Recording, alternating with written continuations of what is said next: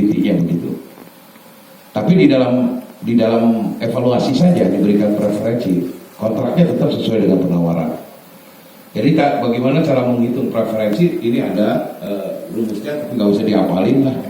Ini nggak akan keluar dari di ujian. Kemudian yang ketujuh, kesempatan kepada UMKM menetapkan banyaknya paket usaha kecil. Bapak Ibu perlu diketahui bahwa nanti nilai paket pekerjaan yang 2,5 miliar untuk usaha kecil di dalam Perpres baru akan naik. Ini juga menjadi bahan perbincangan kami di LKPP, terutama di lapangan ya. Akhirnya nanti pengusaha yang di daerah itu semuanya usaha kecil, tidak ada yang menengah. Karena usaha kecilnya sampai 15 miliar. Gitu. Ini juga jadi persoalan. Apalagi di konstruksi di atas 2,5 miliar itu konstruksinya tidak sederhana. Mungkin saja bangunan bertingkat. Kemudian usaha kecil itu di dalam peraturan Menteri PU-nya tidak boleh pakai metoda. Padahal metoda itu adalah alat kendali pelaksanaan kegiatan di lapangan. Ini juga jadi persoalan. Hari apa nanti ada lagi FGD lanjutan. Finalnya seperti apa sedang dikoordinasikan. Tapi Bapak Ibu dalam soal ini, dalam ujian masih menganut 2,5 miliar untuk usaha kecil. Itu saja. Kemudian mencantumkan produk usaha kecil dalam katalog elektronik. Penyedia non kecil harus bekerja sama dengan usaha kecil. Kemudian ada peningkatan peran serta usaha kecil dengan cara menggabungkan usaha mikro, usaha kecil menjadi usaha kecil yang memang bisa memenuhi syarat, terutama dalam proses tender. Misalnya ada pengadaan pakaian seragam yang punya izin di bidang pakaian seragam itu biasanya badan usaha. Dia bekerja sama dengan konveksi kecil misalnya dalam bentuk penggabungan. Dalam bentuk joint operation atau dalam bentuk kemitraan itu dibolehkan. Karena si pengusaha sendiri yang punya izin belum tentu dia punya konveksi. Makanya kalau pengadaan, nah di sini juga Bapak Ibu mesti paham. Pengadaan pakaian seragam jadi atau pengadaan pembuatan pakaian seragam. Kalau pengadaan pakaian seragam jadi ukurannya SML, seret menjena logor. Udah jadi, itu barang. Tapi pembuatan pakaian seragam itu jasa lain. Ya, itu yang harus dipahami. Kayak pengadaan surat suara pemilu. Ternyata surat suara nggak ada yang jadi kan? Karena harus dibuat desainnya dulu, dicetak, diverifikasi, di approval, sehingga jasa lain maksudnya. Jadi dari mulai mendesain, mencetak, dan mendistribusikan, bahkan mengirim sampai ke tingkat kecamatan, itu jasa lain. Itu pengalaman saya waktu Pilgub dulu tahun 2006, dikritik oleh Pokja, logistiknya KPU, itu harusnya barang. Loh saya bilang definisi barangnya masuk enggak? Kalau tinta pemilu, barang. Kalau sudah jadi, tidak perlu didesain lagi. Tapi kalau surat suara, formulir itu bukan barang sebenarnya, itu jasa lain karena harus didesain dan dicetak. Orang gambaran cagup lagi can ayah itu. Gitu. Pengertian usaha mikro silakan nanti Bapak Ibu silakan pelajari ya. Ini usaha kecil seperti apa, peran serta usaha kecil, di mana kewajiban kita menetapkan sebanyak paket usaha kecil tanpa mengabaikan efisiensi, persaingan usaha sehat, kesatuan sistem, dan kualitas kemampuan teknis. Kita menyadari bahwa usaha kecil juga kemampuan teknisnya tidak ada. Contohnya di dunia konstruksi, kalau tim leadernya atau project manajernya harus insinyur dan itu harus pegawai tetap, itu usaha kecil nggak bakal punya. Kenapa? Karena nggak ada perusahaan kecil, jarang perusahaan kecil, bukan nggak ada sih, cara perusahaan kecil yang menggaji pegawai rutin, jadi pegawai tetap. Makanya kalau disyaratkan pegawai tetap perusahaan yang menjadi project manager itu pasti nggak ada.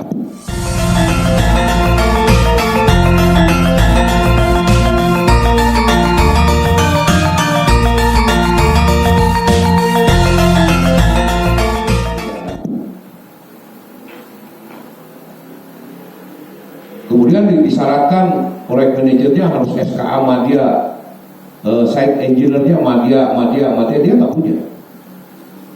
Sehingga pada saat lelang gugur semua usaha kecil. Artinya kemampuan teknisnya nggak nyampe.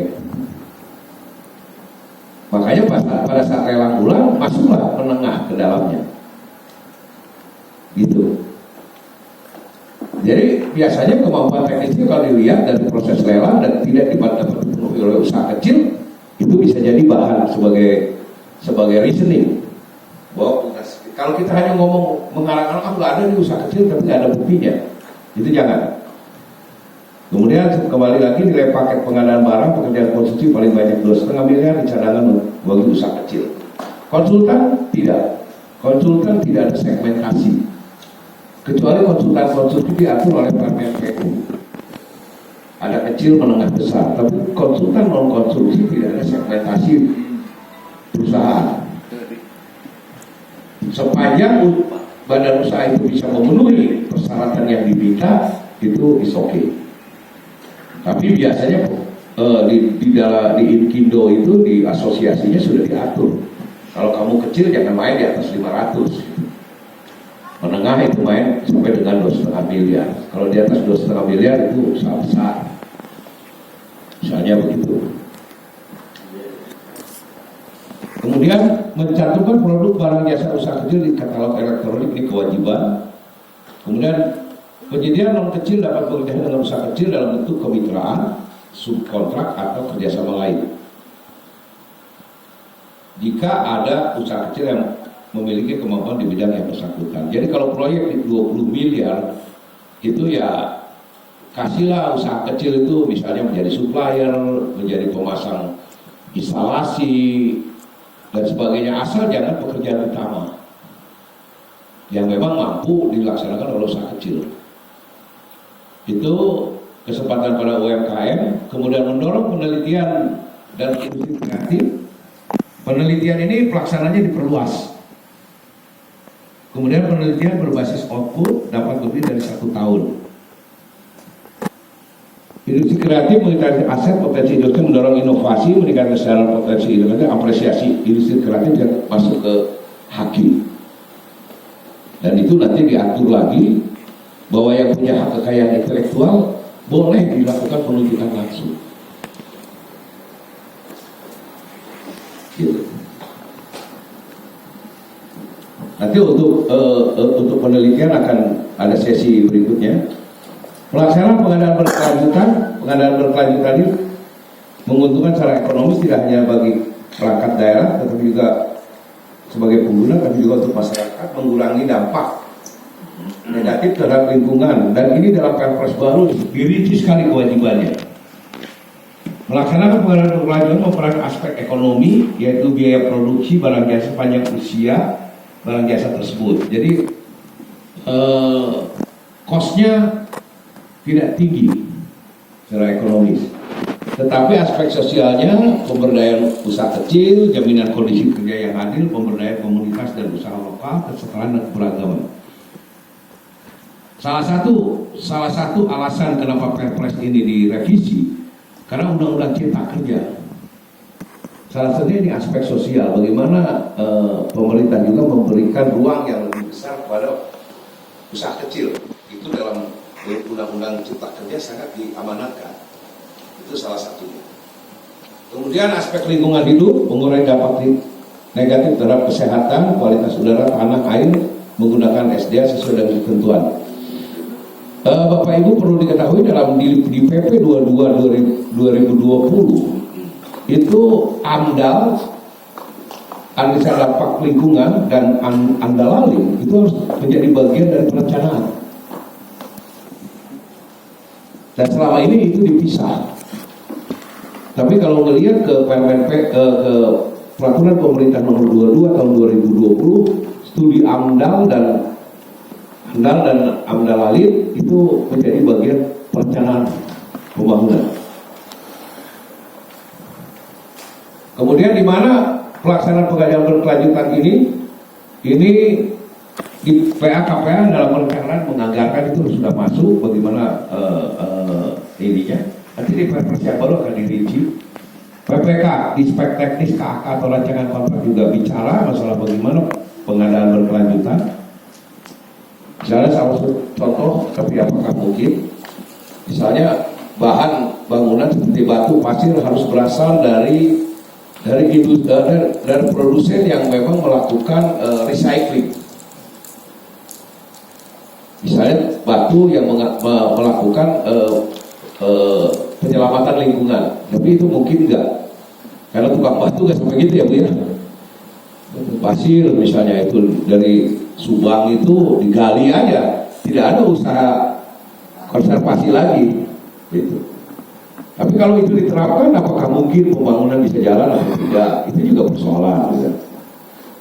Kemudian dalam dokumen pemilihan juga harus dicantumkan bagaimana follow up dari kebijakan pengadaan berkelanjutan.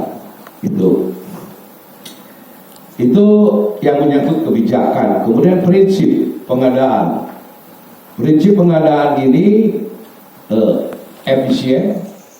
Jangan lupa like dan subscriber. Kenyoy. Subrek.